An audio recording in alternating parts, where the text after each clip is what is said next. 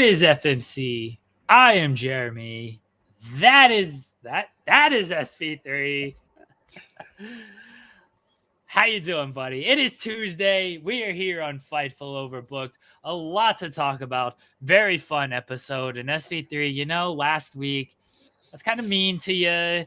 Yes, we you are. were like 12 hours removed, less than that, removed from Get Hard of the Indiana Pacers hitting a big shot against the Lakers. And then since then, the Los Angeles Lakers have not lost. They have even defeated the Indiana Pacers, or they defeated the Milwaukee Bucks, the favorite in the East. Milwaukee Bucks, one of the favorites in the East. My favorite, my finals pick. The floor is yours, SP3. The floor is yours. We beat the Bucks. We beat the Wizards. We're on a road trip right now. We got two big games. We got Cleveland tonight. We got Philly later this week as well. So we got some hard road games coming up. We got we go to Toronto this week as well. But let's talk about my Los Angeles Lakers. 8 out of 10. Winners of 8 out of 10 games.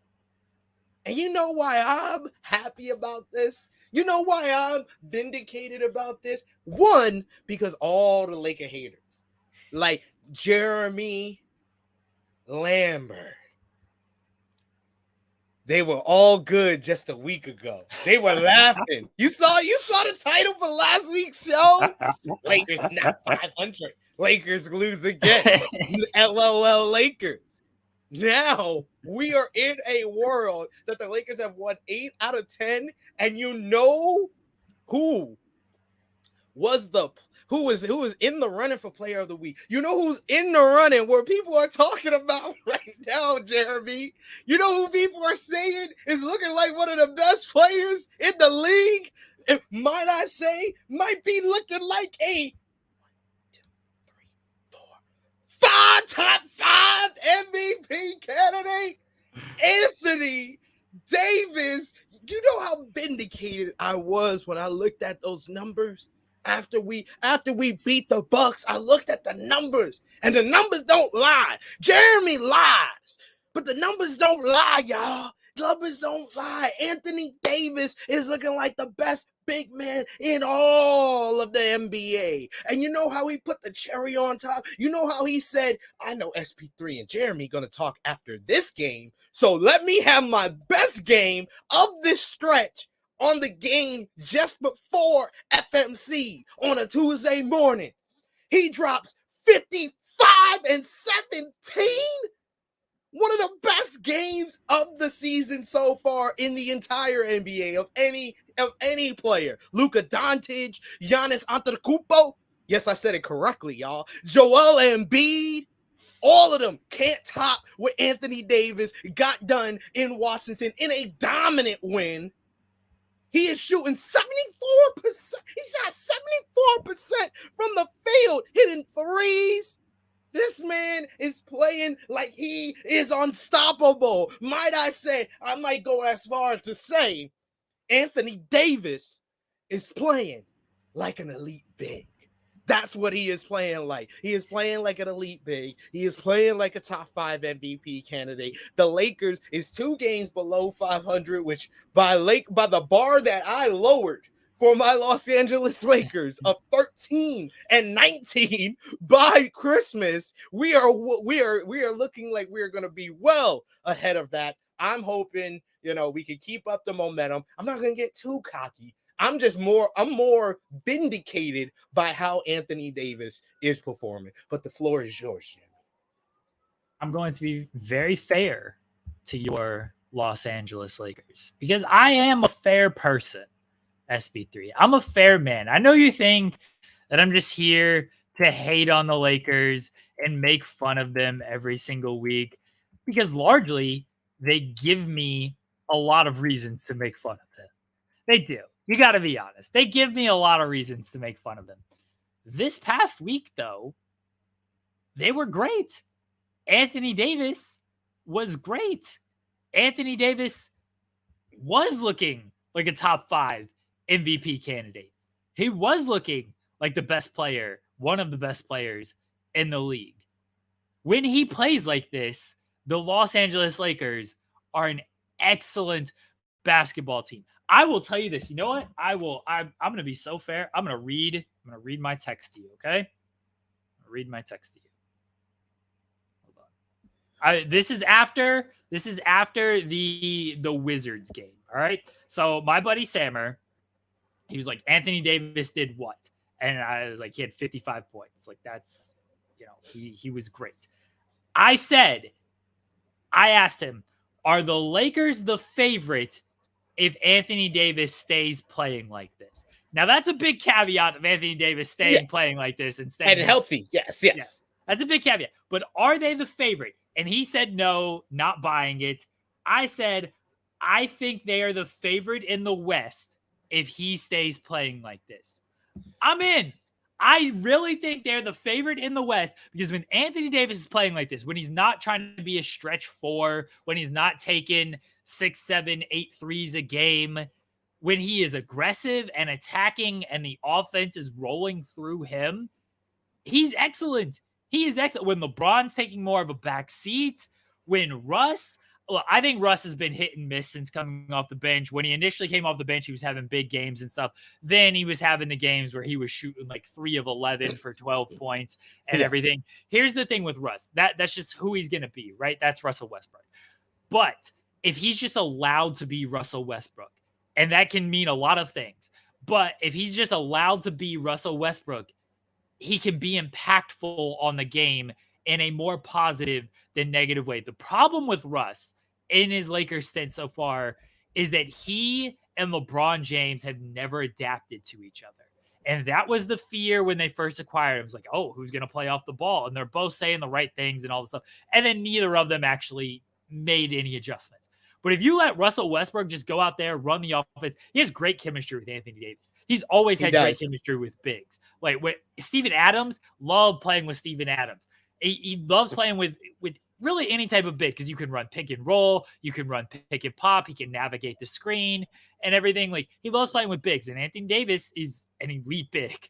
So when Westbrook is allowed to do that, and when he's playing less with LeBron and more with either himself or just Davis, he can just be Russell Westbrook. And look, that means you're going to get your 4 of 12 shooting games and everything. But he still is just going to impact the game. And in a good way, not always in the terrible way that he has been pretty much throughout his entire Lakers stint. Anthony Davis plays like this. They are the favorite. That comes down to one. Look, Anthony Davis playing at a top 5 level, LeBron James still being really good, Russell Westbrook being impactful. 2, I don't really buy anybody in the West. Oh no, this West is the definition of parity in this West. Like the Suns have remained at the number 1 spot, but they are just like the most janky number 1 seed I've seen in the West this early in quite some time. Like no one is confident in them to ride out being the number 1 seed, 1, and 2. If they are the number 1 seed all the way into the playoffs, no one believes in them to make it to the finals yet. So they haven't proven anything just yet with their play this season. But man, Anthony Davis, this is why I said what I said before the season started, because I believe in this man. If he's healthy, if he remains healthy, he plays hard, he is one of the best players in the league. That's why we spent all our future on getting him, because he was that damn good at 26 years old. He should still be that damn good now at, 29, 30. So I think that, the injuries can add up after a while. He's 29. The injuries can add up after a while, but you could tell he's feeling good right now. He has a rhythm. Like you said, Russell Westbrook is playing very well with him. But even like I was watching, the Wizards and the Bucks game, Russ is playing even well with LeBron in those two games. Like LeBron and Russ had a great pick and roll. Like if they do like kind of the handoff pick and roll between Russ and LeBron, that I think that play could work either way. You could play Russ as the roller, or you could play LeBron as the roller, and I think they could play well with each other. They proved that in these last two games, but Anthony Davis is playing out of his mind. He's averaging 29 points per game, 13 rebounds, 3 assists on 59% from the field. He's only averaging 35 minutes per game. That's exactly, I would even want that a little bit lower. If he's in that range, I think that's exactly what we want, the type of output that we're getting from him right now. LeBron is still LeBron, but he's an older LeBron. So I think that now they understand that and they're playing more through Anthony Davis, and we're seeing the difference in that. And this is why I said that was the best move. I said, play through Anthony Davis, make him the number one, make LeBron more of a facilitator, and let Russ come off the bench. They have done those things, and we're on our best stretch of the season. The West is a mess. And you said parity, like that's what it is. The Suns, I've been down on the Suns since the start of the season. They've proved me wrong so far. You've been down on the Suns since I dragged them after they lost him. They've proved me wrong. I mean, they got beat by Dallas last night. Dallas, Luka just like kind of owns that team, but then he also blew a 20-point lead on opening night. So it's weird. Like with the Mavs, sometimes they look like they are going to be a formidable team, and then some nights they just look very inconsistent. They haven't like they're 12-11 right now, but they haven't really had a consistent stretch of games. I would say even the Lakers at 10-12, a worse record than them. We are more consistent on this more consistent stretch right now than any stretch the Mavs has had in these first 22 games. I was talking to my friend Sammer, and like Mavs have big OKC, like peak OKC vibes of like they're a favorite. They have the best player, arguably the best player, one of the best players in the league on their team, but the roster construction is very weird. And like OKC during those days was very reliant on like, hey, Russ and Kevin do shit. And that's very much what it is with the Mavs. Like, hey, Luka, just like do shit. And they run this like straight up Harden Houston offense. But like it's a weird team of you expect them to be good.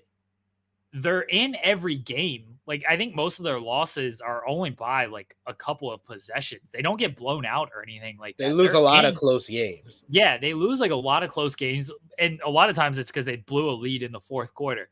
Just heavy like Russ Durant, OKC vibes with that team of like things that can go wrong will go wrong with this. I watched the game against Detroit. I'm like, they were down big, and then they took the lead early in the fourth, and then it was kind of back and forth. And then like things went really right for them in the final minute of that game. The Pistons missed some shots. The Mavericks made some good plays, hit some open threes, got like Reggie Bullock got like a layup to tie it and everything.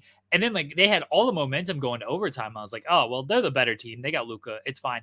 And then like Killian Hayes just hits like contested threes on them. It's like, huh? What is happening here? The game against OKC where they blew like the 25-point lead in the fourth quarter and everything. It's very much of like, if it can go wrong for the Mavericks, it will go wrong, and they'll somehow just find a way to lose games they shouldn't lose. But then they'll win games that you think like, oh, well, maybe they're not going to win this game. They're frustrating. I can't imagine being the Golden State Warriors game. Yeah, was the Warriors game was an example of that. I did not think they were going to win that game, and they just did. It's very weird right now how they're playing. You have to kind of design your defense to stop Luka, but that's like seemingly impossible. So you're kind of stuck in a situation where you can try your best to contain Luka. You're not going to stop him, but you can contain him instead of him breaking out for 40 or 50. You get him for 30. Let them put up 30 on you and just make sure everybody else is, has a hand in their face on their, 3-point shots, because that's a lot what the other players outside of Luka just get. They get, open jump shots more than anything. Yeah. They're a weird team, and I can't imagine like actually being like a Mavs fan, because again, just peak OKC vibes of, oh yeah, I I remember how this feels. So shout out to all the Mavs fans who were Let's talk completely about going through it, I'm sure. Let's talk about now the team that has taken our mantle, Jeremy, because quite obviously, before this stretch of games, the 8 out of 10, and this past week, the Lakers were the most disappointing team of the regular season so far. Yes. But since Anthony Davis is a top 5 MVP candidate, elite big, we are not that anymore. The new mantle of most disappointing team of the regular season so far is the Minnesota Timberwolves. What the? People are calling this the worst trade of all time. I've heard that discussion, that discourse. It's not a good one. I had some faith in Minnesota because they went for it. They tried to do something different, and I appreciated that with Minnesota. I thought, all right, maybe Towns can stretch a little bit more. Yeah. Gobert will get utilized a little bit better. Maybe Anthony Edwards or D'Angelo Russell will actually hit him on the roll. That hasn't actually come to fruition. Rudy Gobert just might completely be useless on offense. He legitimately just might be useless. Like, he might get some offensive rebounds and some tip-ins and stuff. But as far as like hitting this guy on a roll, trying to run any type of offense through him, he has like stone hands. Like, it looks like Medusa just looked at his hands and it's like, you know what? This is what you have right now. Just cinder blocks for hands. Can't catch the ball. No real touch around the rim. Like, he just might be useless offensively. And that's not good. Like, I watched OKC for years use Andre Robertson, who was about as useless as you could get offensively. Maybe he'd cut to the basket every now and again and get you like a layup, but like, teams legitimate, it felt like we were playing 5-on-4 at times because they just wouldn't pay attention to him. It feels very much same vibes with Rudy Gobert. And defensively, he's obviously still good, but the Jazz clearly had a scheme that worked for him. And the Timberwolves, either their guards don't have that same kind of commitment that the Jazz did. I mean, Gobert was calling out Donovan Mitchell of like, hey, need this guy to defend better. And then he goes to Minnesota and plays with D'Angelo Russell and shit. And it's like, you know what? Maybe Donovan Mitchell was trying on defense because now I'm seeing what Donovan was putting in effort. Maybe. Yeah, now I'm seeing what actual dying on a screen and just giving up on the first step looks like. And this sucks. And like, teams know how to kind of just make Gobert less of a force defensively. You can pull him away from the basket, and he's not guarding anybody on the perimeter. So like, it hasn't worked out for Minnesota. The thing with Minnesota is like, I don't know what their other option is because they committed to this.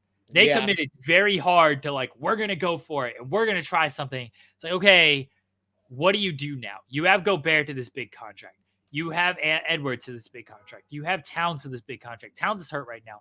Russell, I don't think he has much trade value right now. So if you're going to try to deal him, what do you get for him? But you got to make Gobert and Towns work, or you got to try to get rid of one of these guys. And I don't know which one you get rid of. It seems like it'd be Towns because he's been there for a while. And trying to trade Gobert, one, I think his value is completely sunk. And you're not going to get the same value for him if you try to trade him than what you got for him as you acquired him. Towns, I still think, has a lot of value because I think I threw this out there to get to my buddy Sammer of what if OKC went for it with Towns? What if you traded the picks, all these picks you've acquired? What if you traded them?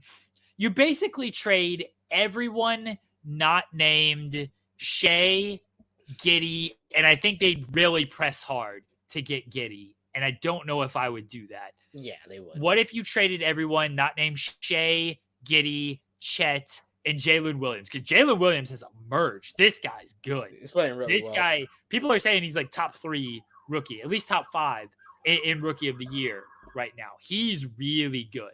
So what if you trade anybody not named those 4? I'm willing to give up Dort.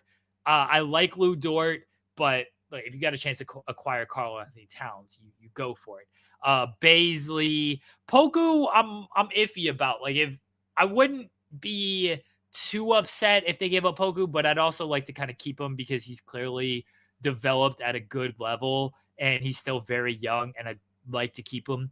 But you're largely looking at like a trade centered around a lot of the draft picks, Lou Dort, so he can come in and be kind of a 3-and-D guy for him.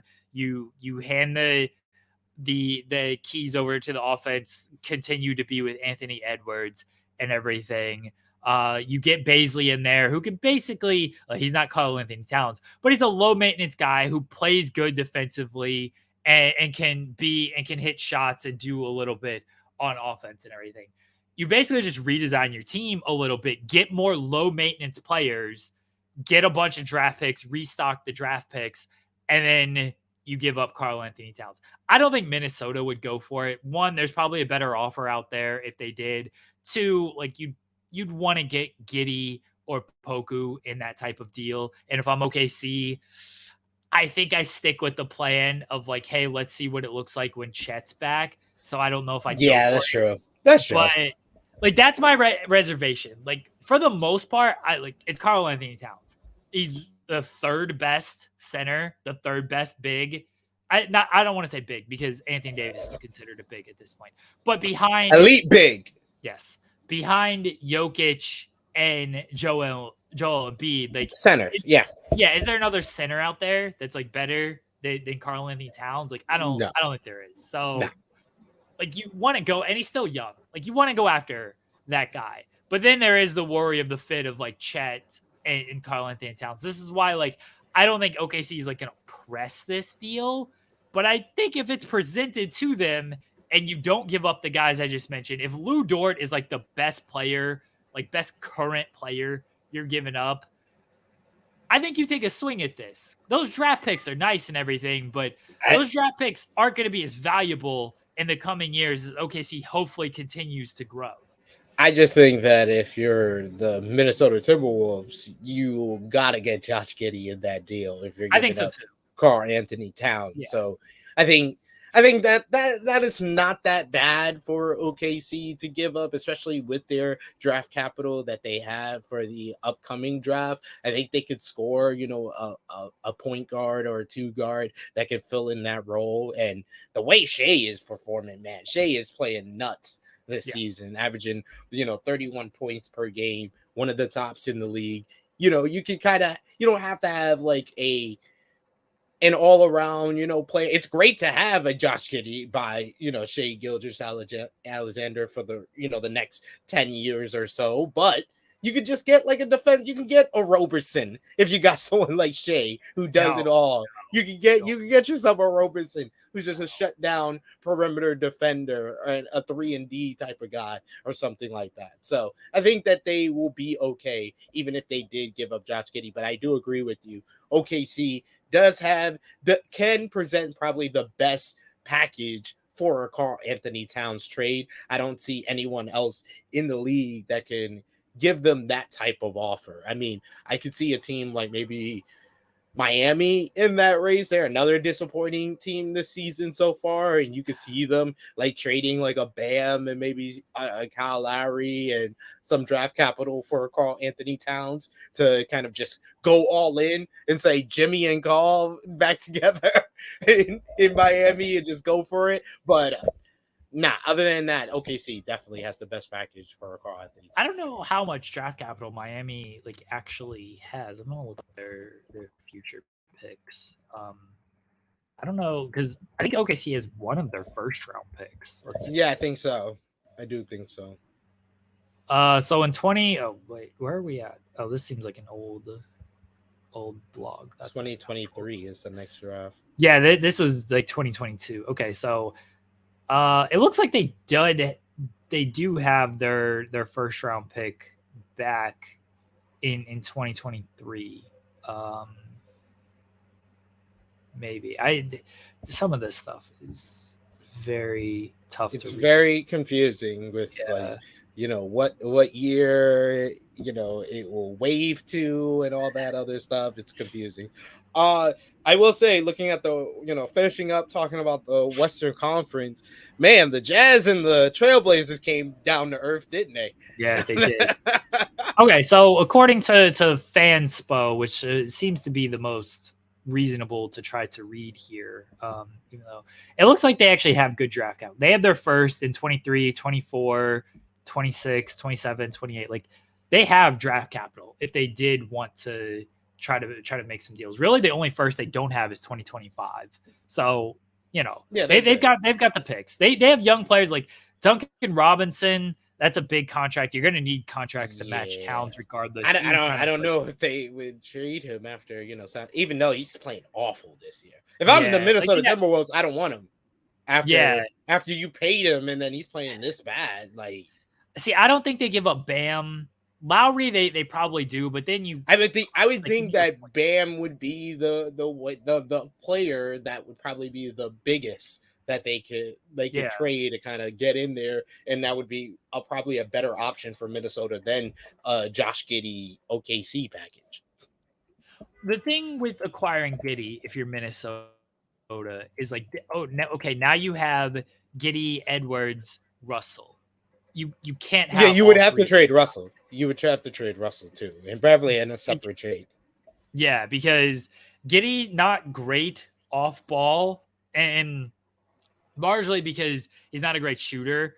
And so teams aren't going to like pay super attention to him. Like him and Shea are still trying to figure things out off ball, and it's coming together throughout the season. You see, I'm very happy that we're starting to see like good glimpses of them playing off ball together because that's kind of the point of this season, I feel. And Edwards, you want the ball in his hand. He's a dynamic scorer, and Russell like typically needs the ball in his hand. Yeah, you'd have to trade Russell in a separate deal to get some type of big in return. But Yeah. I don't know. I don't know if Minnesota's like actively shopping Karl Anthony Towns. I've said this. I can't remember if I've said this on this show. I know I've said it to Sammer, but like I think we're gonna see December 15th is like the restriction deadline of like, hey, everybody who got signed in the offseason can now be traded. I think we're gonna see like sort of minor moves and stuff as teams reposition and figure out how much they're gonna go for it the rest of this year because it feels very open this year. Boston is the only team that's really established as like, hey, they are a definite favorite. I still think teams should be worried about Milwaukee. Middleton's back. I know they lost to the Lakers, but Middleton's gonna completely he's gonna start ramping things up and everything. He only played like 20. Cavs look good as well. Cavs have slipped a little bit. Yeah, they have, but I still think that they've looked good. They've won 7 of their last 10. So teams, I think we're going to see a lot of repositioning when it comes to teams. We talked about them a few weeks ago, but I think a bigger discussion needs to be had about the Chicago Bulls because they ain't looking good, and they're like 9-13 right now. 9-14 now. Okay, there you go. And they're a team that thought they were going to compete, and they've got players who are very useful if you want to try to make a deal. They got DeRozan if you're trying to like make a big impact. They've got Vucevic, who's a good big who fills multiple roles. He can play to the basket or can play in the paint. He can stretch out. Defensively shaky, rebounds well. But he's a very good big in the league. Not elite, but very good. You've got Caruso, who is just like the ultimate role player, 3-and-D guy who teams would love to have. Lonzo, I have no idea when Lonzo Ball is going to play basketball again. Yeah, it's not looking good there. No, it's not. All I will say is that if I'm like Miami, Toronto, Philly, I'd be calling up Chicago. I'd be if they're gonna do it an in conference trade. If it's over in the West, if I'm the Mavericks, the Warriors, the Timberwolves. Could you imagine if the Dallas Mavericks could somehow get DeMar DeRozan?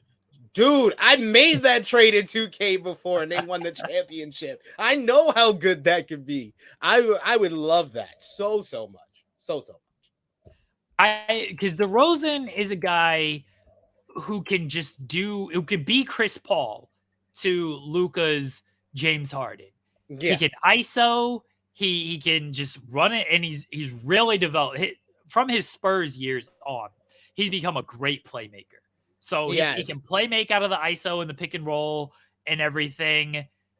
That would be a really big get. I have no idea what they give up. I don't know what Chicago would want. It's not like they have like a lot of great young players. You'd have to give up plenty of draft capital. Tim Hardaway Jr. would probably have to be in the deal just for money purposes. Davis Bertans definitely in the deal for money purposes. But I feel like that would be a really good deal for the Mavericks.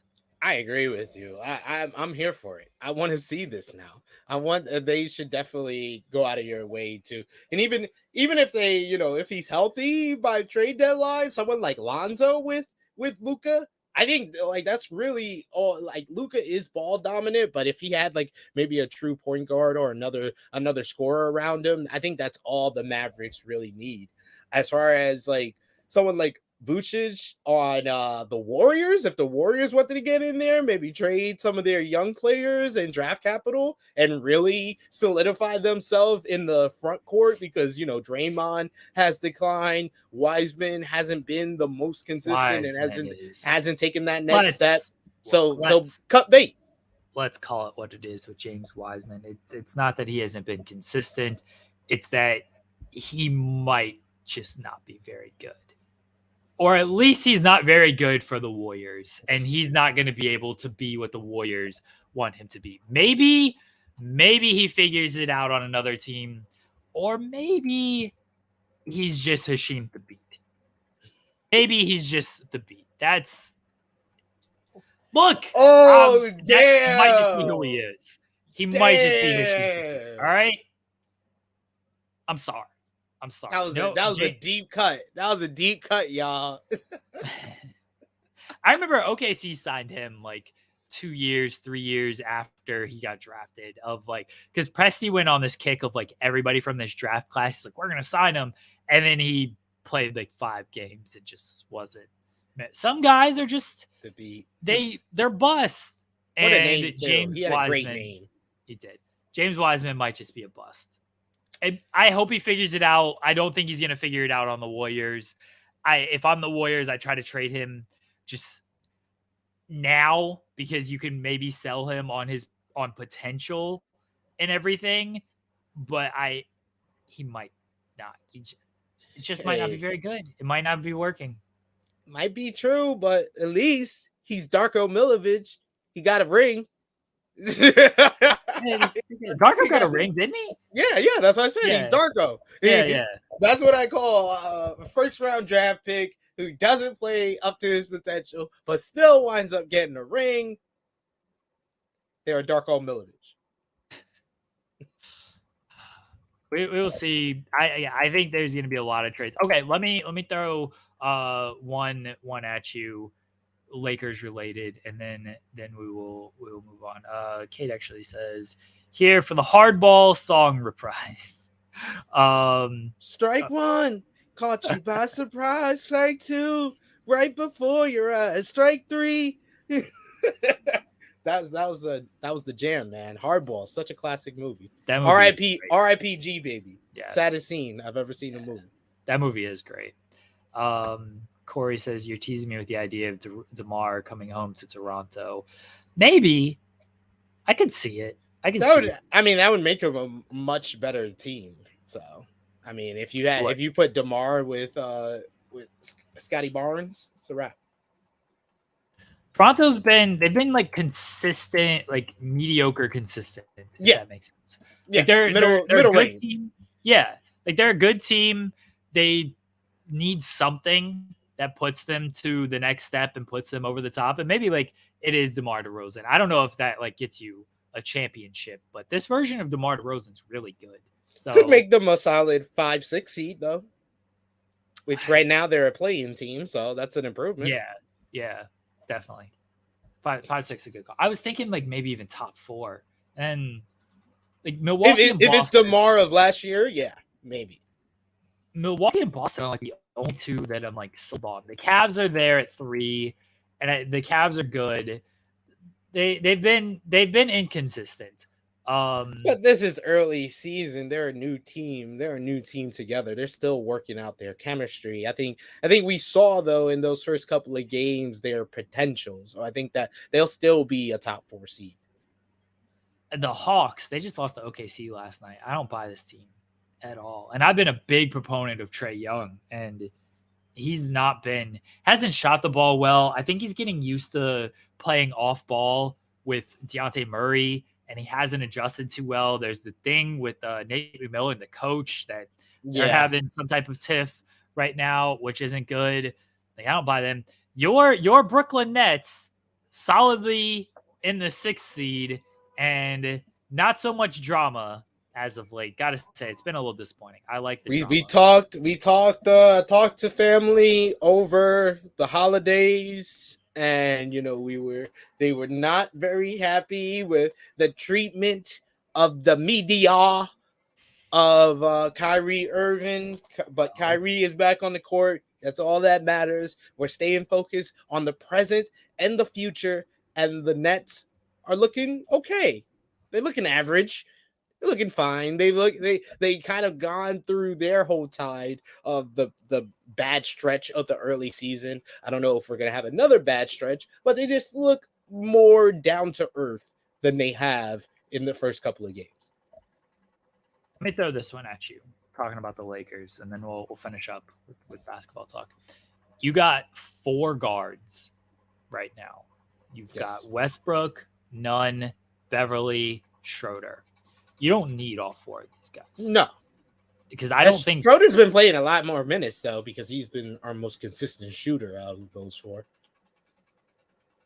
I think to really solidify themselves as a top team and potentially one of the favorites in the West, they need another shooter, just a guy you can rely on to like actually hit these shots. Because I don't think they have that guy right now, where it's like they don't have. And Kyle Korver is a very heavy example, because Kyle Korver is one of the greatest shooters of all time. Matt Ryan has that potential. They just released him. They released Matt Ryan. You're right. You're right. They released him. So like they need that guy where it's like if he has an open 3, you feel confident it's going in. Because they don't have that guy right now. I don't know who that guy is that's out there, but what are you doing with these guards? You got to give up one of them and potentially even a first-round pick. Like, who are you giving up? Who are you looking at to try to acquire? If I had to give up one of the guards, it would probably either be Nunn or Beverly, preferably maybe even both, because I don't think we need 4-point guards or 3-point guards. So I think we could afford trading both of them, and maybe the 2029 draft pick. I don't know about 2027. I wouldn't trade both draft picks, and I know the Lakers have stand firm in that belief.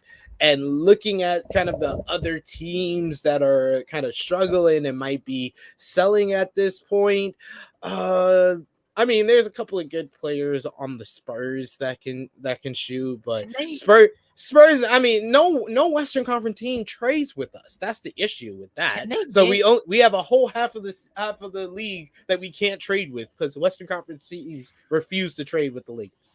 Can they get Caruso back? Is that like a legal trade? Yeah, because it's been more than a year. So Caruso for Beverly, Nunn, and a first-round pick. Oh, that puts the Bulls over. All right, take out Nunn. Just Beverly. Yeah, it's just Beverly and maybe 2029. I mean, if the Bulls are selling like that, then yeah, sure, go for it. I mean, they got to have a better offer than Patrick fucking Beverly. Like, that's not. Hey, I want Kuzma back. You saw how great Kuzma played in that game versus the Lakers? Kuzma has been playing really good. He's been playing really well. I'll take Kuzma back. All right, Goran Dragic. Get him. There you go. Caruso and Dragic for Beverly and a first. I don't know if the Bulls do that. They got to have a better offer out there.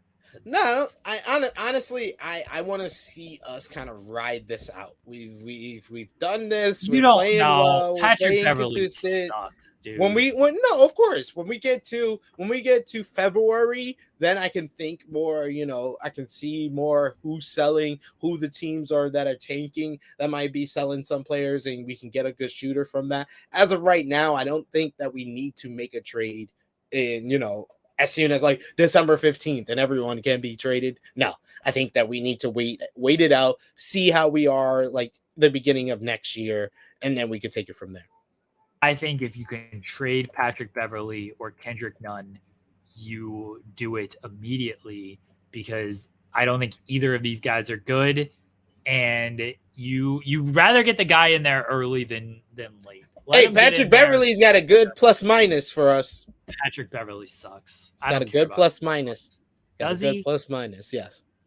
Plus minus this stat. I don't know if it started in hockey, but hockey has used it forever. It's the most overrated stat and Yeah. useless stat of all time because guys can just be on the ice for like a goal because like they just happen to play with a really good player or they're changing and a goal happens or whatever. Like a lot of times bench players don't have a great plus minus because they might be on the court the entire time when another star. It's stupid. It's a dumb stat. And Patrick Beverly is not good. He can't shoot. He trick y'all on defense. He doesn't handle the ball. Kendrick Nunn is just terrible. He's like He's not good. He's not he's good. 50 Cent Dennis Schroeder, and you got Dennis Schroeder. So what do you need Kendrick Nunn for? That honestly might be too nice calling him 50 Cent Dennis Schroeder. He might be 25 Cent Dennis Schroeder. 50 Cent Dennis Schroeder. That He's is great. bad. That is great. He's dollar value Dennis Schroeder. He's worse than that. He's legitimately worse than that. He's DVD Ben Dennis Schroeder is what he is. Like he's just awful. They don't need all these guys. Wow. I think you got to trade. You trade Beverly or Nunn or both as soon as you possibly can. I mean, I'm gonna look at Beverly's shooting numbers. That's where we're struggling at with him. He's averaging 27.5 from the field and 22% from three. Why is this man averaging three attempts per game? He is averaging more 3 attempts per game than Anthony Davis and Austin Reeves combined. I mean, Davis doesn't need to be taking as many threes. No, he doesn't. He's averaging the perfect amount of threes. Yeah. He's averaging 1.5 threes attempts per game. Right. That's when they've started to better. Is just he's cut out all of these threes. Yeah, and he's shooting 83% from free throw. He's shooting really well this season. It was the best move for him. Stop shooting the three, get in the paint more. He's been more consistent. Lonnie Walker is actually our best three-point shooter. Good. Yeah, he's been shooting 39% from three. Yeah, he's been very good for them.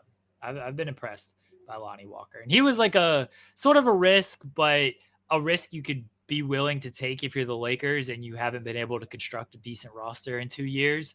Like Lonnie Walker, athletic guy, high potential that just didn't work out in San Antonio. But that was a nice little pickup. I think the best thing about him is he just plays with so much energy. I've always no matter what game I see, and if he's on the court, he's gonna stand out because he's running up and down the court. He plays defense. He's gonna shoot. He's gonna shoot shots. He's gonna be active on offense. So Lonnie Walker was probably the best pickup for us this offseason.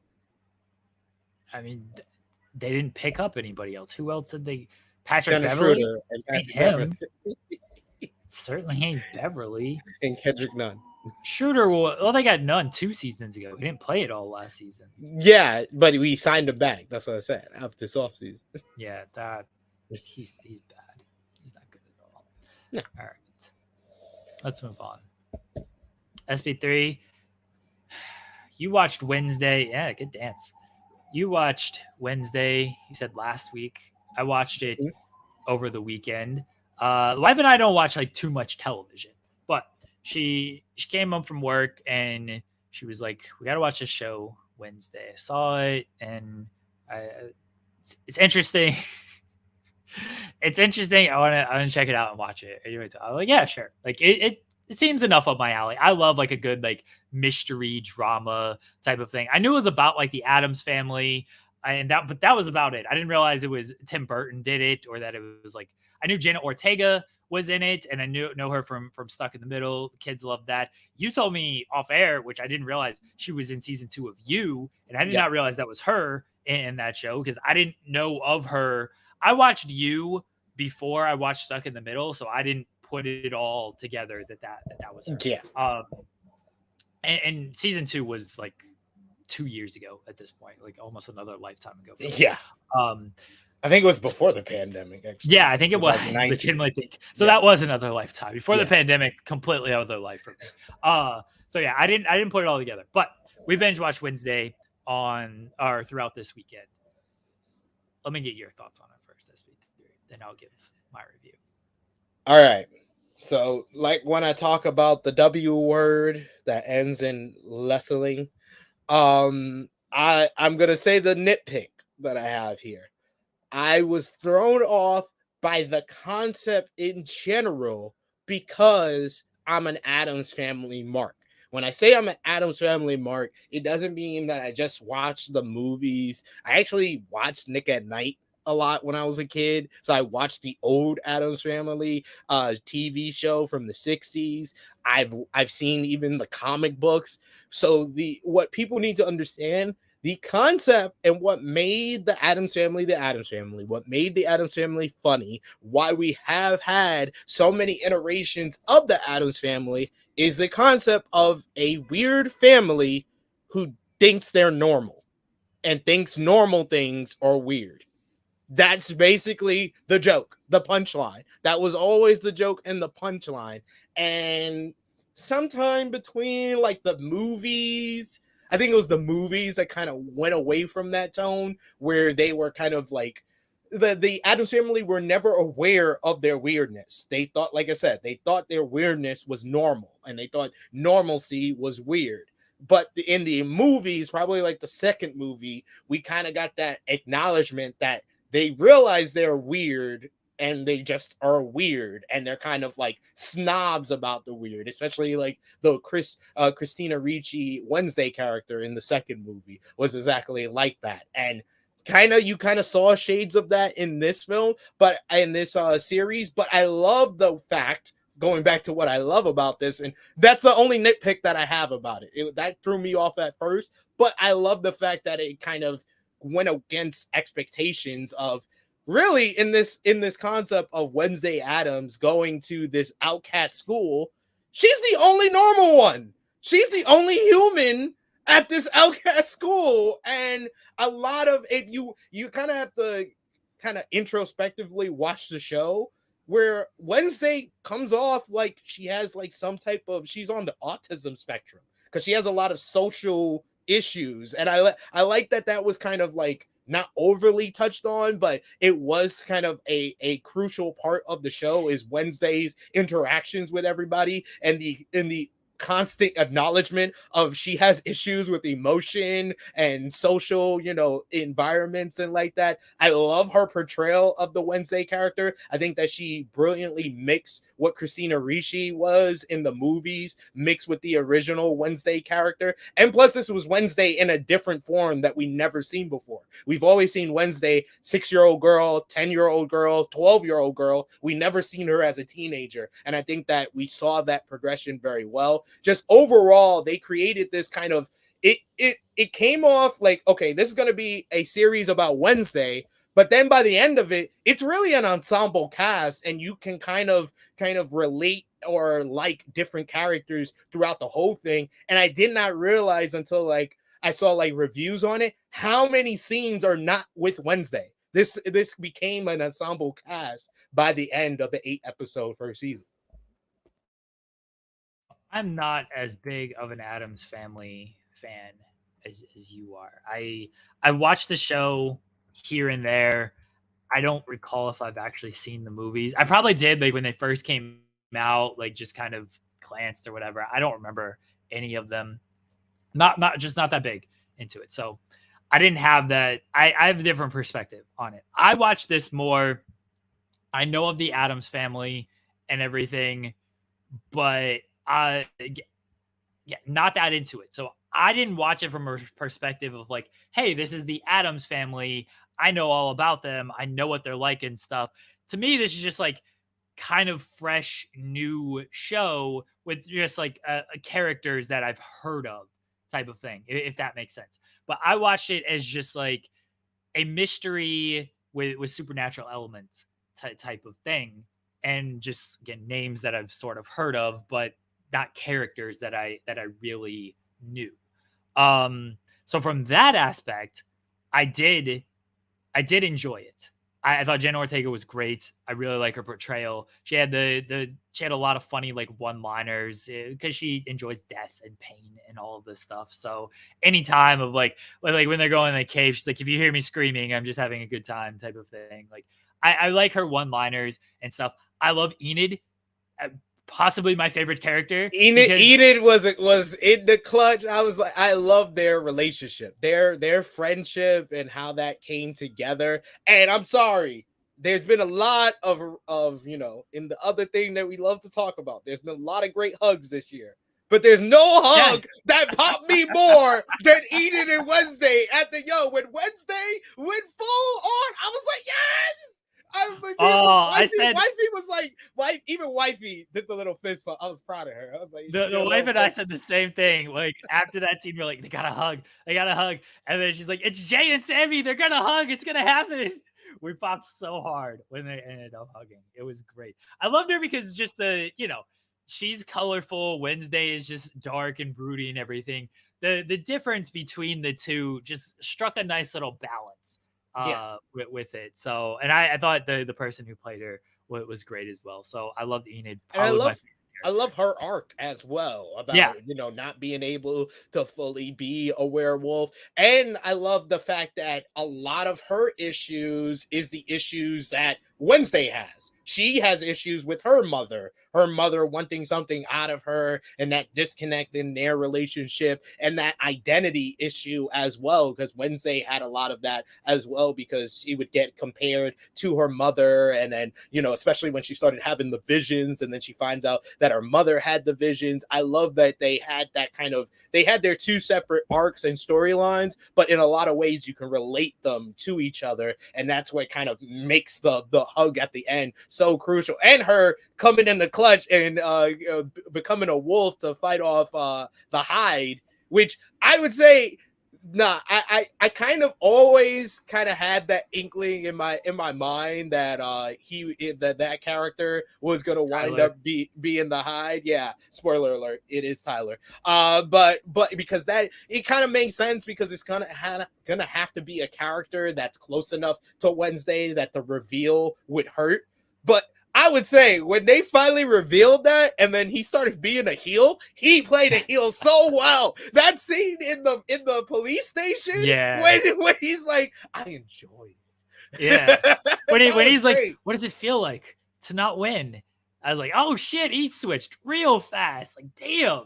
And then even in the human form, you saw the eyes. The eyes are like the Hyde. Yeah. When he like turned that switch on. That was so good. And I loved all that Christina Ricci played the villain in this. That was great. That was tremendous. Our pal Cher Delaware is here. Oh. Being very fucking loud. Echoing on the screen. Are you like watching the show? No. Oh, there's a big echo, and it started. I don't know how. I literally have headphones on. Well, it's not coming through your headphones. Do you hear this echo, SP3? Yes, I do. And I hear myself now. See, we got to take her off, because now the echo's gone, so we know whose fault it is. So we got to get this fixed, Cher Delaware. What are we doing here?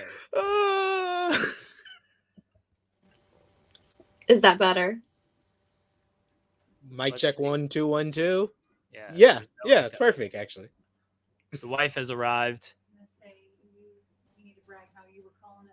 Oh yes, so I don't know if you guys do, like, as the show progressed, I had a lot of different theories of who the Hyde was going to be, and my biggest two were the therapist, because she talked to everybody. And I noticed that scene when she was making the toy thing. I was like, why would they show that scene? I was like, that did put me my suspicion on her.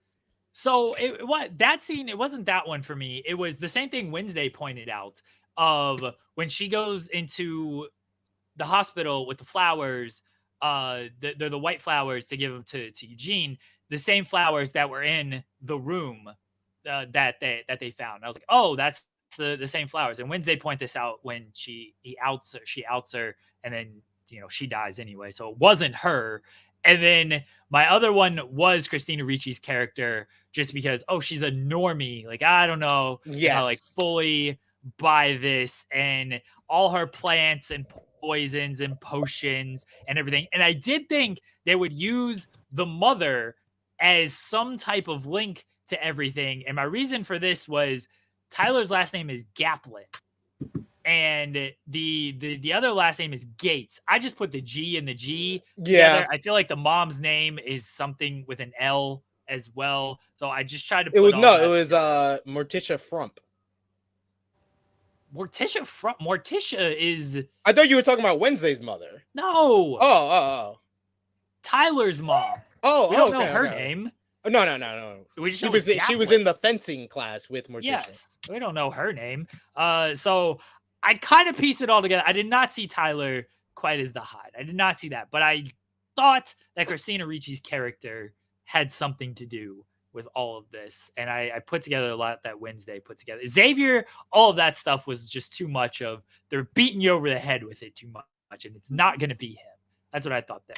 I enjoyed the show. I enjoyed the mystery aspect of it. One criticism I have, and this is just personal preference, this is not a full-on, hey, don't watch the show because of this. I'm not big into the supernatural stuff. Reincarnating Joseph Crackstone, which is something I called as well, because I was like, the Hyde is just Joseph Crackstone reincarnated. And then what they do, they just reincarnate him like as Joseph Crackstone. So that whole scene, all the stuff at the end with the big fight scene, is I'm not into that kind of stuff, not into the supernatural elements of a lot of this stuff. And I get that was a big point of it as the Hyde and stuff. It got a little too out of hand with reincarnating Joseph Christ. I did like when Wednesday at the end is just like, oh, your demise, when like she frees herself from the chains, and Joseph Crackstone was like, oh, my demise, we're gonna take down everything. He's like, well, not as quick, and he just stabs Wednesday. She's like, eh. But then, of course, she, like, you know, Abby or whatever the girl's name is. Goody Adams. Yes, Goody Adams. I loved her when she was like, oh, you need to be the one to defeat Joseph Crackstone. And Wednesday tells Goody, are your spectral optics damaged? Yeah. I'm dying. But then like Goody like goes into her body and stuff. I'm just like, all right, sure. I'm not super into that kind of stuff. So that's just personal preference that I don't fully like all of that stuff. It doesn't captivate me that much. But the mystery aspect, the different arcs and the different stories, loved all of that. Thought all of that was great. Cher, you've seen the show? Yes. Have you never seen the Addams Family movies? See, I think I've seen them just a while ago. You gotta watch them.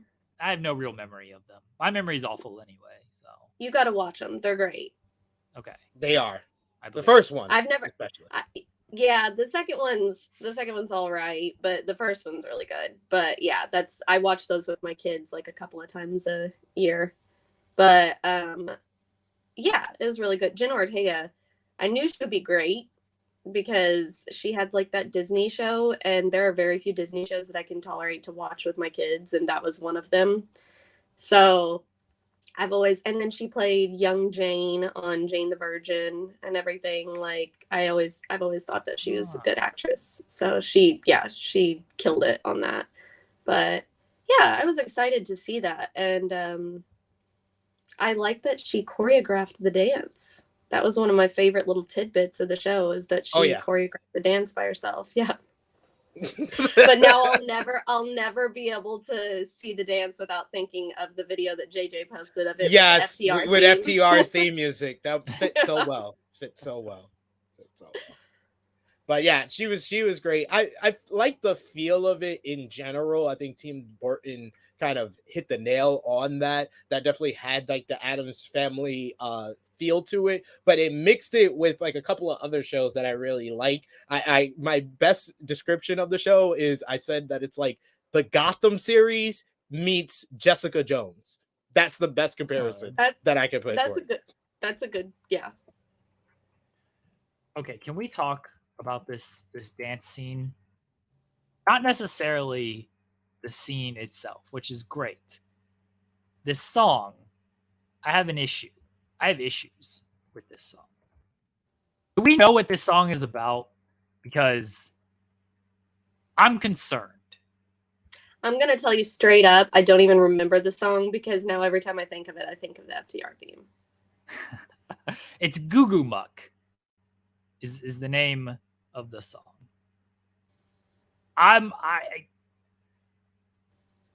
Let me read some of these lyrics.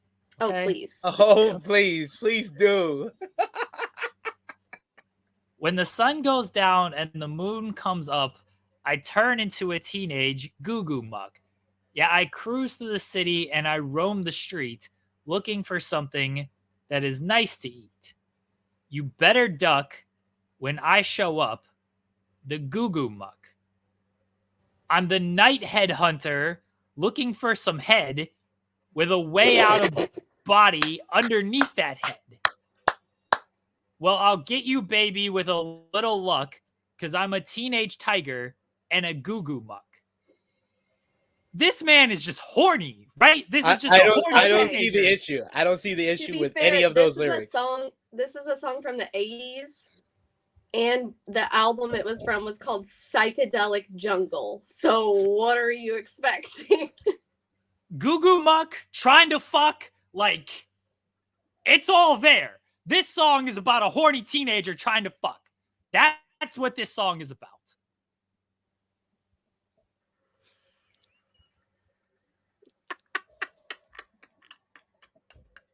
Very nice. Very nice. I love it. It sounds like the perfect lyrics.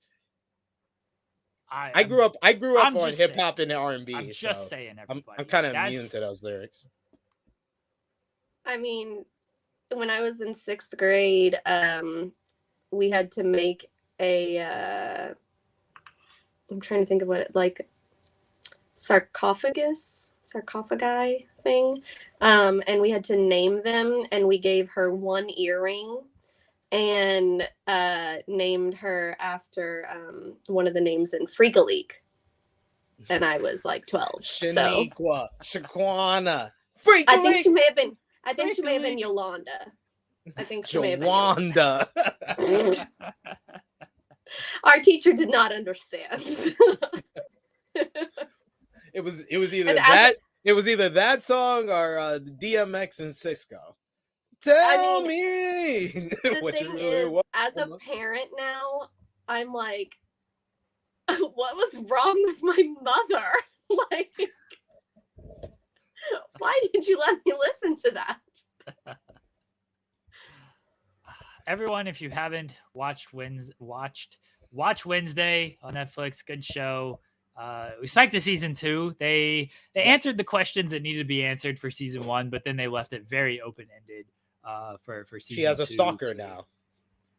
She does. I think so. So the principal dies. We've spoiled everything on this show. Apologies if you. We are spoiling everything. I tried my best. I was trying to do a spoiler-free, and then Jeremy just said fuck off. We got to talk about the show in detail on stuff and talk about different things that happen. So sorry, everybody. I probably should have put like some type of spoiler warning in there. My bad. So the principal dies. There's got to be a new principal. We need Principal Luis Guzman for next season. Luis Guzman rules. He was so great as Gomez. Oh my God. He's great in everything he does. I need Principal Luis Guzman. I'll be honest. My other criticism, my other nitpick, and Wifey was the first one who said it to me. And then overall, by the end of the season, I was like, yeah, I don't know about that either. Catherine Zeta-Jones as Morticia. The look is great. I just don't think she gets the character. Yeah. That's fair. Like, that's a character you kind of have to embody.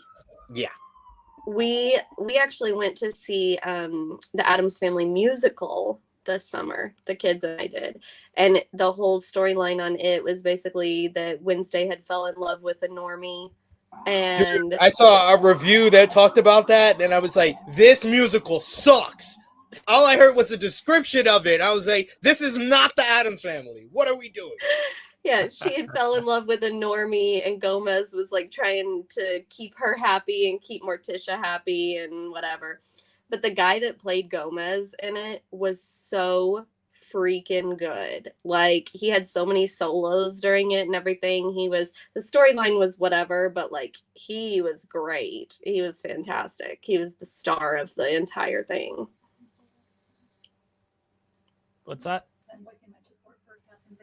Oh, the wife is supporting Catherine Zeta-Jones, who moves between the lasers. It's fair. That's fair. She and I are texting, having a whole different conversation too. Love it. I love it. Principal Weems was good. I felt bad. I was sad. I was sad at her demise. Did Jeremy freeze? Yeah, I froze for a second. Who got demised? Principal Weems. Principal. Oh, yeah. Yeah. I was sad about she her. tried to cover up too much shit. Her and the mayor. Fuck them. Hey, why the black dude gotta die though? Like, that's my why wasn't there better security in this hospital? Word. Yo, the security in the hospital stinks. Legit. The What mayor. the hell are we doing? The mayor just got run over by a car, and he's in the hospital on a ventilator, and they're just leaving him alone to where anybody could come in and pull the plug. Like, someone is out to kill him. You think there would be a little bit better security in this hospital? Got to be better. It's got to be better than that. Come on, that was pathetic. Wasn't good. The security. But whatever. They had that WWE security. Facts. Anything else on Wednesday you guys would like to discuss on Tuesday? Xavier, he was okay. Yeah. I didn't like him. I was fine with him. I didn't like him. I felt bad for him because Wednesday, it's just like I said at the beginning, I love the fact that they really gave her all the characteristic of like someone who has like social issues. She has social problems, and the way she treated him made me sympathetic towards him. I relate to Wednesday. Yeah. SB3 agrees. Yeah. My Yes, only you do. comment is that I told Dax that him and Cash need to learn to dance, and then it's Wednesday. You know what that means, and come out and dance to the song. Boy. Could you imagine them trying to like do that dance? Oh, I could, because neither of them have rhythm, and it would be great.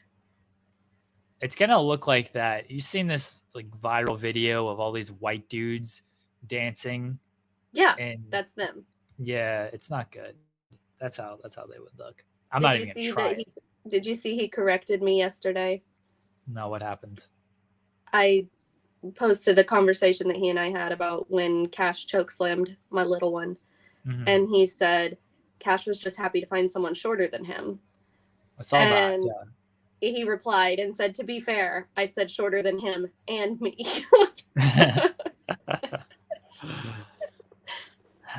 All right, let's move into the challenge before we wrap things up today. Let me pull up the draft here. Maggie's mad at us for doing a Wednesday review, but no OC review. Apparently. Like, OC is something we gotta like. We just binge watch Wednesday. We gotta give OC proper time. And what is OC? The OC? Oh my God! Like the old show? Yes. Oh, I thought maybe there was like a new one. No, they probably never bring that back. No, God, no. California.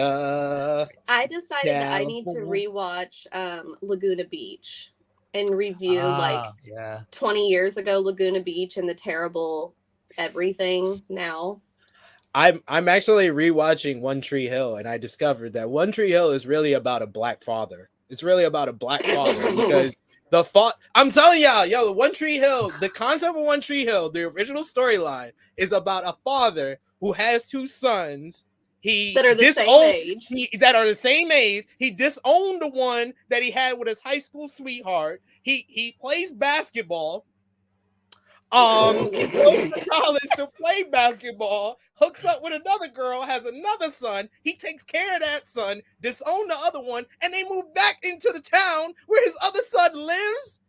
And pretends like he doesn't know him. That's a black father. That's a black father. They just got white actors to play this black story out. That's all I think One Tree Hill. But the more I watch it, the more I'm just like, yeah, he kills his brother. I was like, yeah, that's a black father. I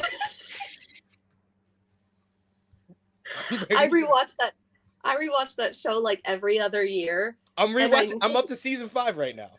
I can never watch the last season. The last season is so bad. Yo, I can never watch it. I've never watched anything from season 7, 8, 9. When Chad Michael Murray and Hillary Burton left, I stopped watching. Well, that was probably a good idea. Because it doesn't really get, kind of the only entertaining part after that is Jamie. And like, that's why I'm here. That's why I was hyped for season 5. I was like, yo, Jamie is the star. He's here. Like, why is your 5-year-old carrying the show? Like, yeah, he's kind of the only. And then they have like a bunch of weird killers on the loose, and Nanny Perry. That's always my favorite about One Tree Hill is the crazy killer stalkers that they be having. This is a town with a population of 1,000, and we've got like 5 famous people from the same class came out of it, and then 14 serial killers. Everybody plays music or basketball in One Tree Hill. That's how it works. Or you're an author. And don't disrespect Skills. Skills is always one of my favorites as well. And Skills and Jamie, they make a great combination. Yeah. So cute. Yeah, that's true. But the last season, Nathan is only part-time. So he's only in like the first episode and then like the last 2 episodes. And it's just not good. It's all like centered around the newer characters that they bring in, and it's just not good. Yeah, now you're making me dread getting to this last season. I'm still in the episodes that I mostly remembered in season 5 because that's the first time jump where they time jump after college, and I'm just like okay, that made sense because all these people were like 10 years older than the parts they were playing. Yeah. Except for the one that played Nathan. He was like the youngest and he was like 22. Yes, yes, exactly. The only One Tree Hill memory that I have, I can't tell you the fucking characters' names or anything. Brooke Davis, absolutely. I know Hillary Burton and Chad Michael Murray are in this show. I don't know, and Sophia Bush. I don't know like who I've met before. She's amazing.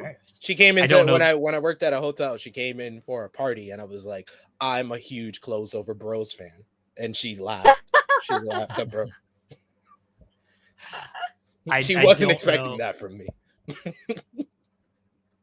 I don't know their actual character names. The only memory I have of this show is something happens, and then I think it's like a car crash or something, and one of the characters is punching the ground as a what's Dan, the band? Yes, because that's Rick Fox. Rick Fox runs over Haley and then he crashes, and then Nathan punches him, and he's already dead. He punches him, so he thinks he kills him, and then Dan tells Nathan, "Go, I'll take the blame," and then he just punches the ground, so it looks like he punched Rick Fox. And what's the band that does Gives You Hell? What's the name of that band? All American Rejects. An All American Rejects song plays like Tonight or what. I think that's a fun song actually.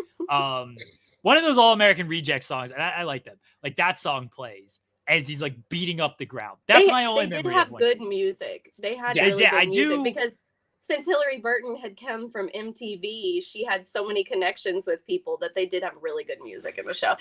My favorite episodes are the random ones where Pete Wentz shows up and he's like trying to fuck 16-year-old Peyton Sawyer and going on a fucking camping trip with them. Like, what? It's like, what are you doing here? What is going on here? You're like 35 years old. Go away. My favorite ones are the ones where Hillary Burton has a stalker who plays her brother and who portrays his brother as her brother and then tries to kidnap her and then rape her. It gets real on One Tree Hill. I was like, it got wild. Yeah, I was like, what am I watching anymore? I've seen bits and pieces of the show. I have no recollection of any of it except for him beating up the ground. I know it's a a crazy show. I mean, it came out around the same time as the OC, and the OC Yeah. has some very And it lasted way longer than the OC. Yeah, that's not a good thing though, by the sound of it. No. They should have ended probably after season 4 or 6. But rewatching Entourage, I realized that Entourage probably should have ended after season 6. Because season 6 kind of ties everything up very nicely. And like season 7 is the Vince is the drug addict season. So, and then 8 is the end. So did we really need those seasons? No, it probably should have ended after 6. Let's get into the challenge, which will never end.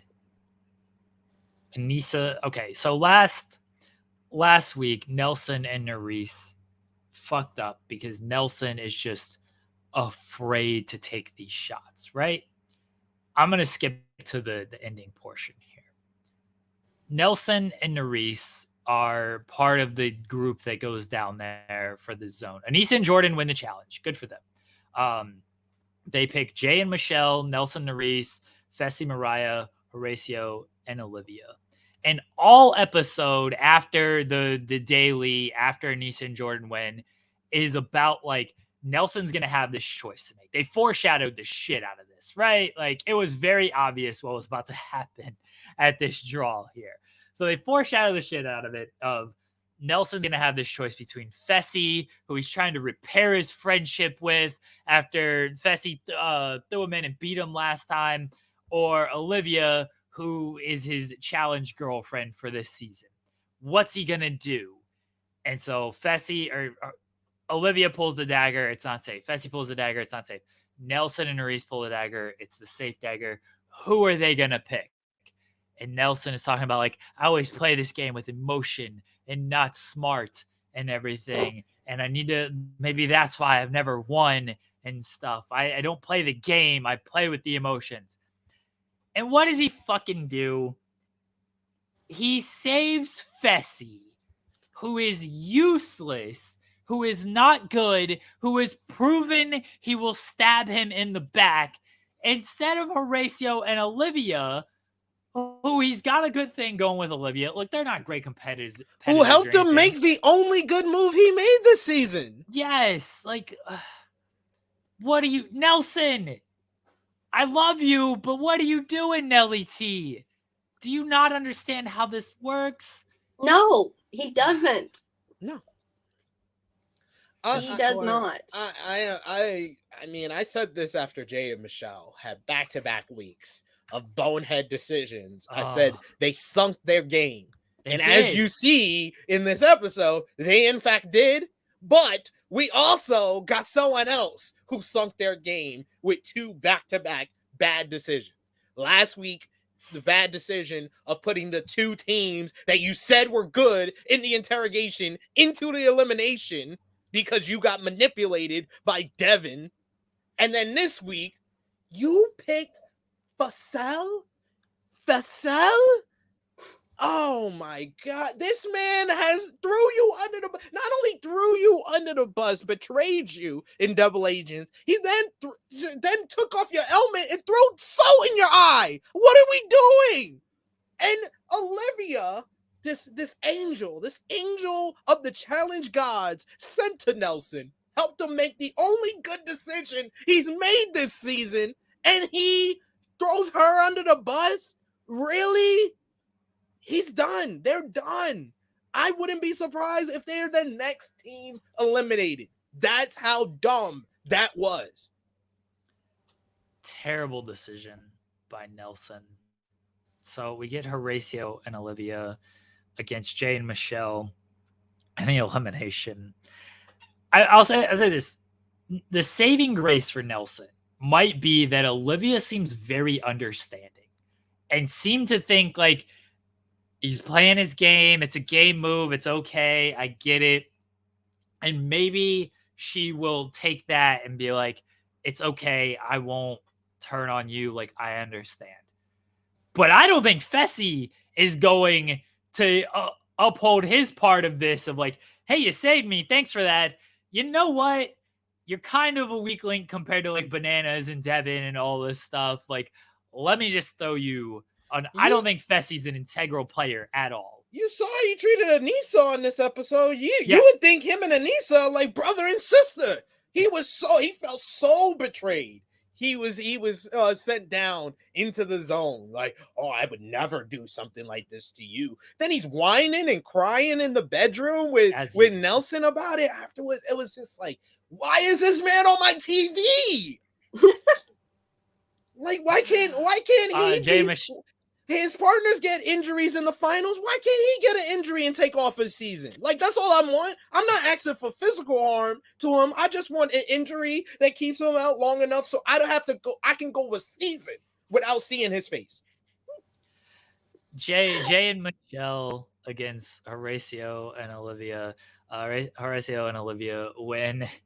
And this is hilarious because it's some type of like communication game where they're rolling in this thing and you got to collect pyramids, but it's a puzzle as well and everything. It's very complicated shit that my brain could not handle. But it's apparently very tough to like communicate between these things and like how you're trying to talk to each other. And then you've got everybody on the stand yelling and they're all cheering for Horacio and Olivia. And Jay is getting very frustrated. Michelle's getting very frustrated. And Horacio and Olivia ended up winning this thing. And Jay throws this like terrible fit. I don't even know how to describe it. He threw it. It was very much a tantrum. A child tantrum of he's like, oh, I beat all of you guys.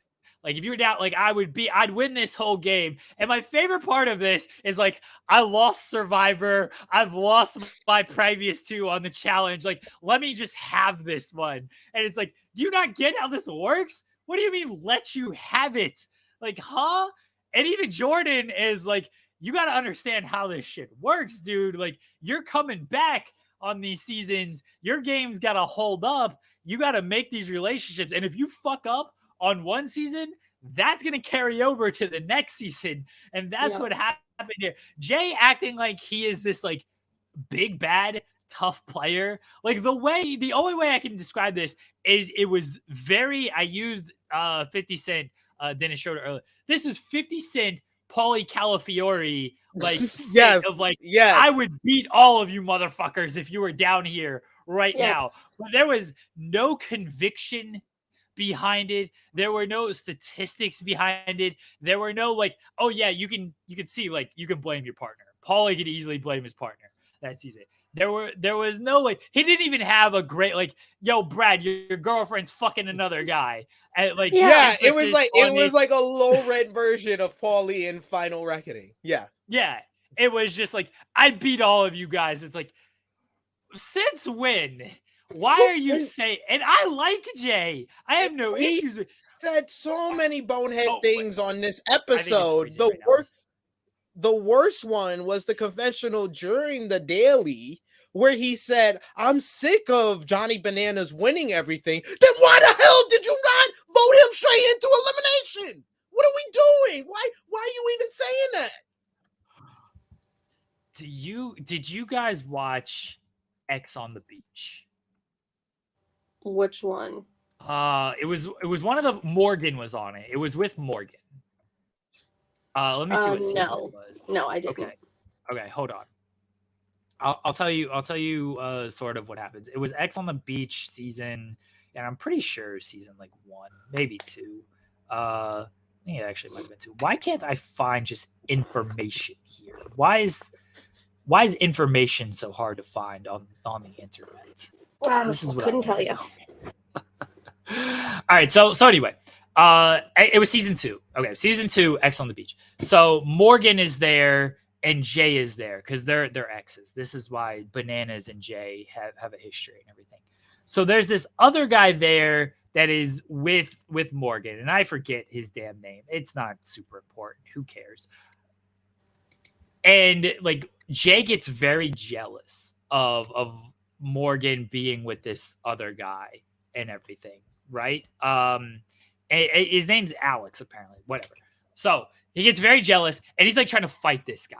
Like he's trying to act very big and bad and trying to like, all right, yeah, like whatever, like that's my girl type of thing.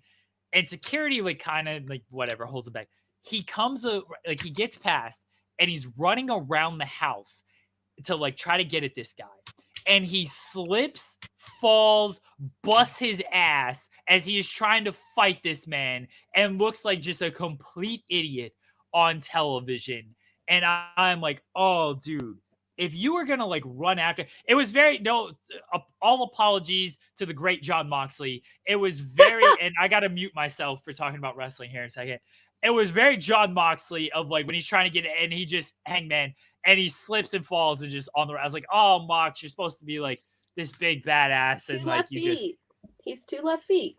That's what Jay did. Like he is trying to run and he just busts his ass. And it's like, oh, dude, like you cannot try to pretend like you were like a badass and then like pull that move right there. So Jay, I'm sorry. I don't buy this tough guy act. Yeah. Corey says it of like, he's legitimately just riding the IBCT wave. That's it. That's what it is.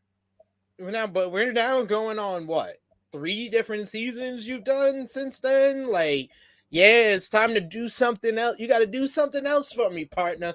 Y'all were the first team to win back-to-back, dailies, but yeah, then that was kind of the cause of your demise because you made the wrong choices when it came down to picking teams. So he's good. I think he's good as a physical competitor. He's kind of like the right size where he can do different things, except for maybe like when he's going in a physical like elimination against a bigger, opponent. But he's horrible at the social and the politics of the game. He's not good, and now he's eliminated. And I did like when he tried to call out Jordan of like, you want to play this game with integrity, and here you are yelling and trying to help the other team and stuff. I was like, look, man, there ain't no integrity in the Exactly. And I love Jordan trying to talk some sense into Nelson during the interrogation. Like, I know you deal with emotion and you don't, he said the whole thing. Oh, I believe in forgiveness and all this other stuff. And Jordan's like, I believe in revenge. Like you want to get some revenge on this dude.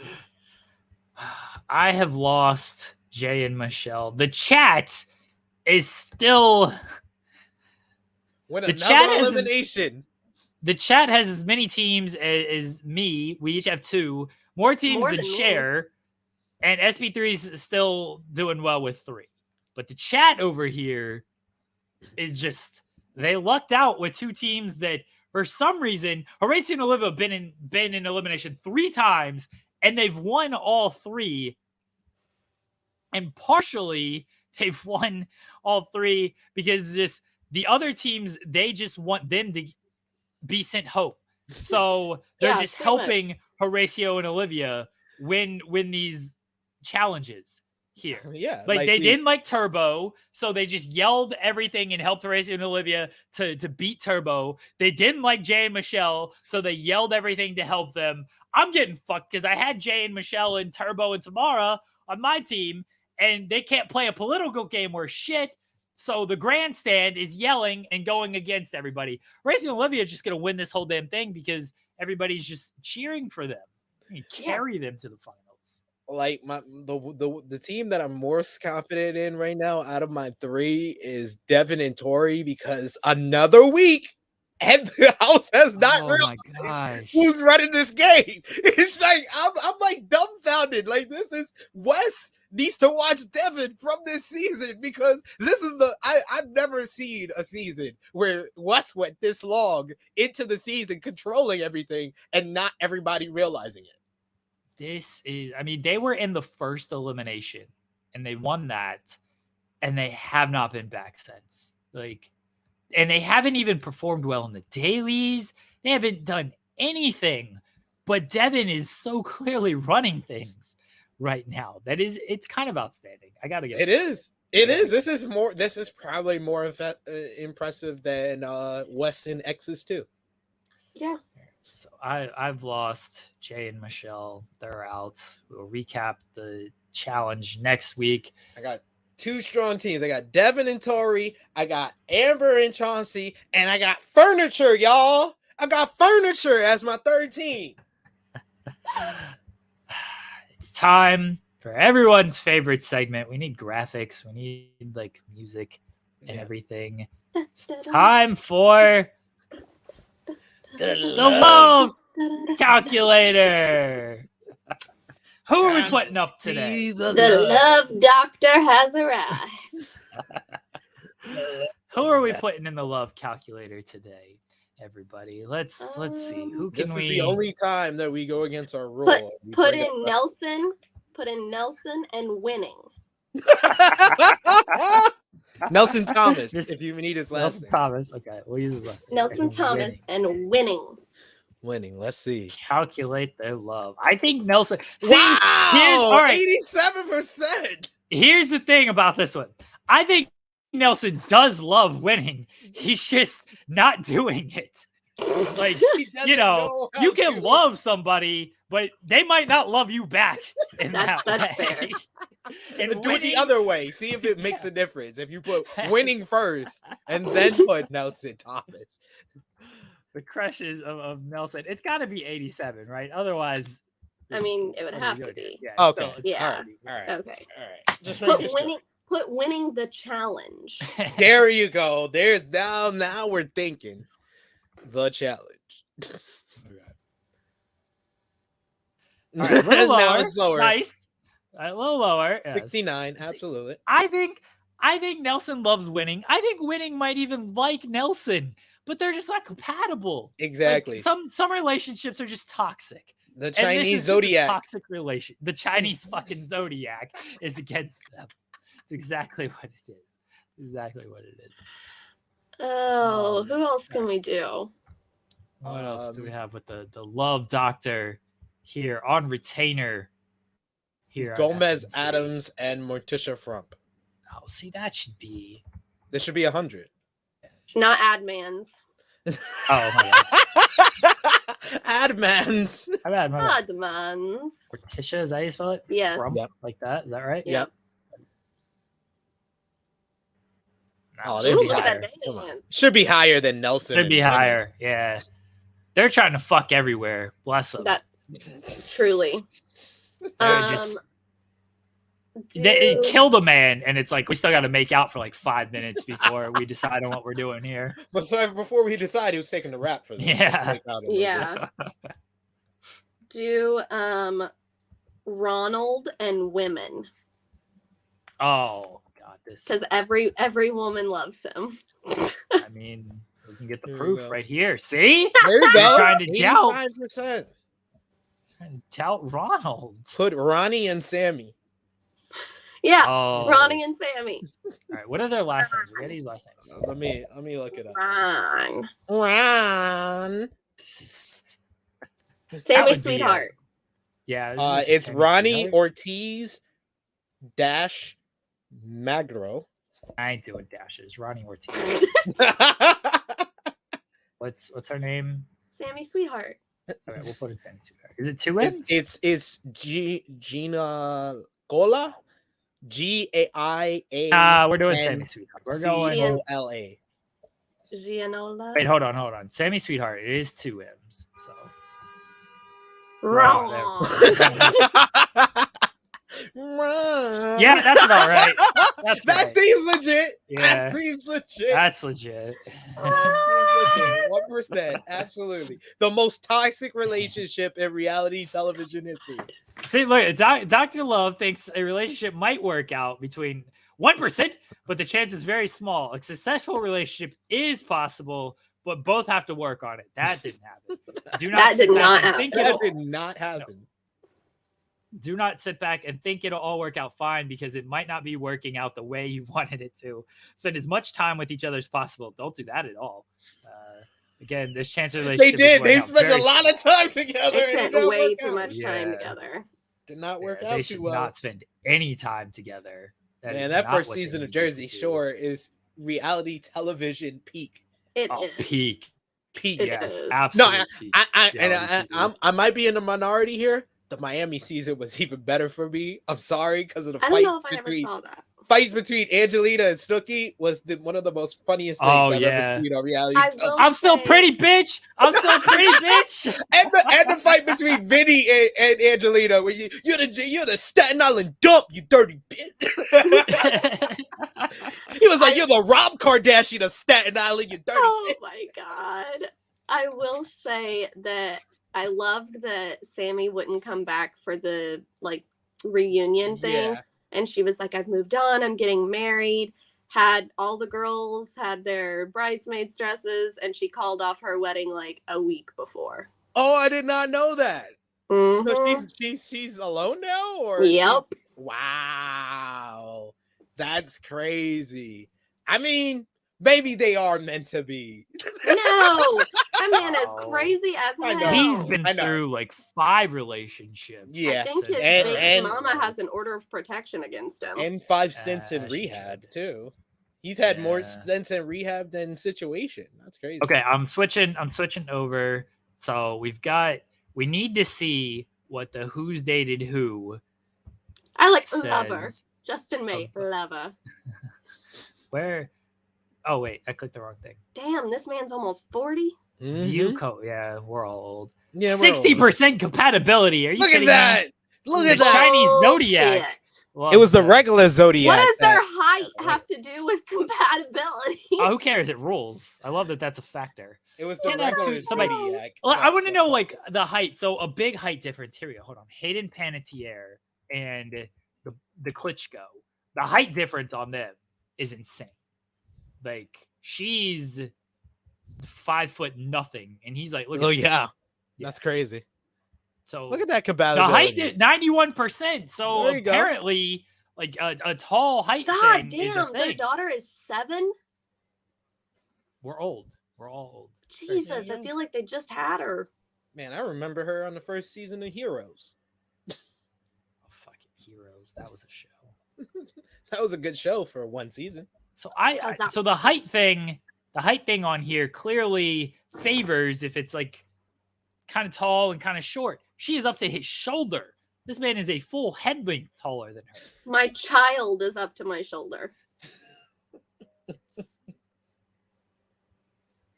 Who else can we do?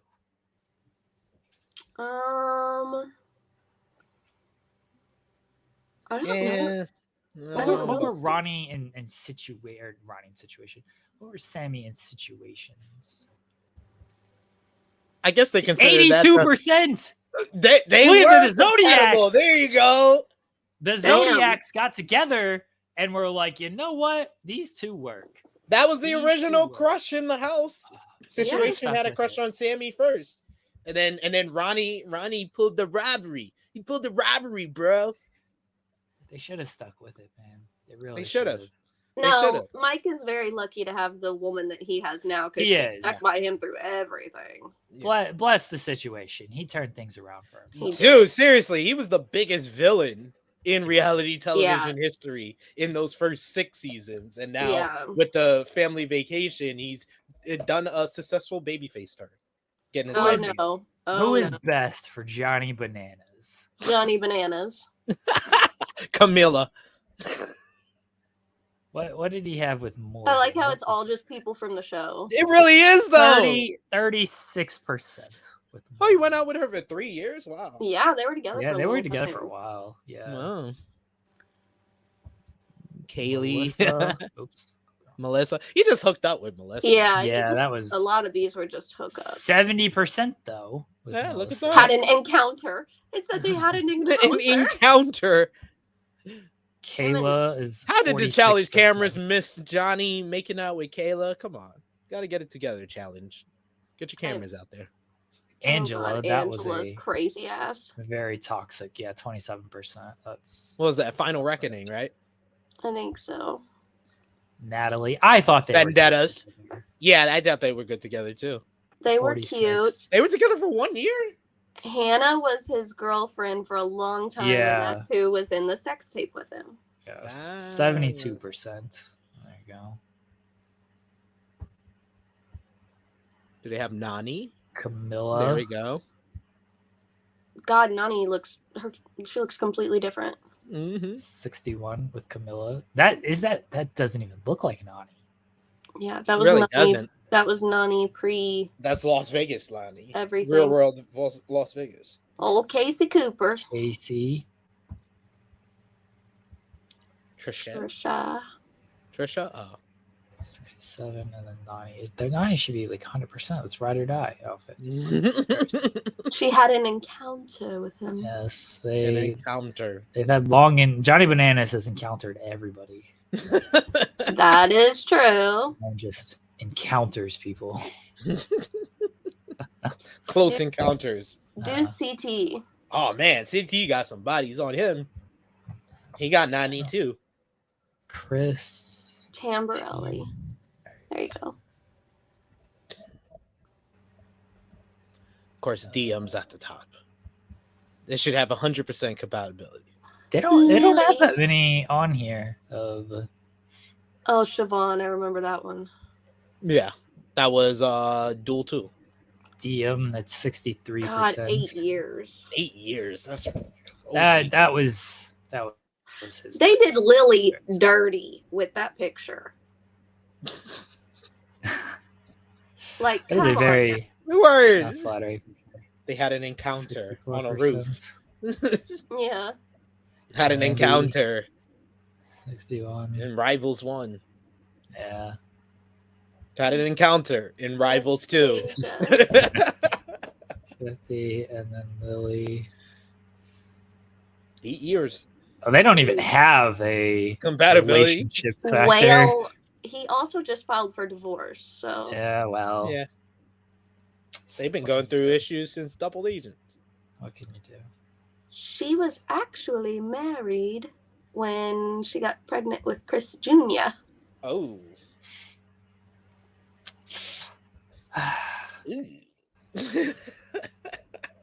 That was kind of doomed. That was probably doomed. Not- Doom Yeah. Usually not a that good was sign. kinda- No, usually not a good sign at all.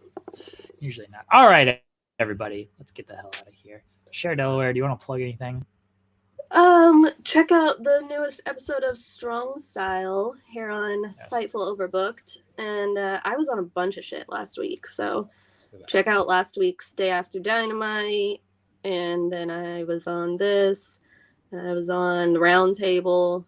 There was way too much of me. But we also- kind of, yeah, us on the Round Table with Joel, we kind of just took it over and didn't let Shaq do what he needed to do. No one cares about Shaq. Who cares? Jeremy was pitching the live sex celebration. I'm sorry. I'm pretty sure this is a great idea. Did you see the ratings this past week? They could use some fucking on their show. You pitched it, and then he said, "No, I'm leaving this company." Well, maybe Tony Khan pitched it, and that's why he left the company. I'm sorry that I have great ideas. I'm being attacked for presenting new ideas. I already used that man in his tweets. SP3, would you like to plug anything? Follow me on the Twitter machine, True Hill SP3. Check out True Hill Heat 203 from Saturday with Cresta Star. She was amazing, hilarious Great. episode where we sang the Family Matters theme song and Smart. Great stuff. The best. Cresta is great. Everyone watch her on the Impact Post show. On Thursdays, somebody else is on that show as well, but we don't talk about him.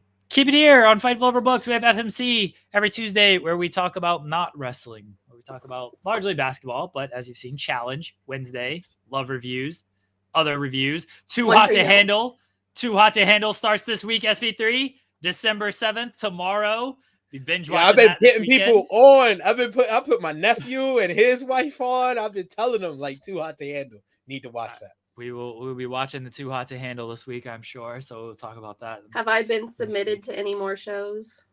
No, we have to do that next week. We have to do. submit you to some shows. That's what We do. That's what we have to do. Yeah. So we'll do that next week as well. We'll sign up Share Delaware for reality television. A little bit more of that. Or we could make like a dating profile and find someone outside the country and put her on 90-Day Fiance. Oh No. okay. That one's gonna be a no from me, dog. No from me. All right, I'm gonna ask you. I apologize for asking this on air. Could we sign you up for a dating website on this show?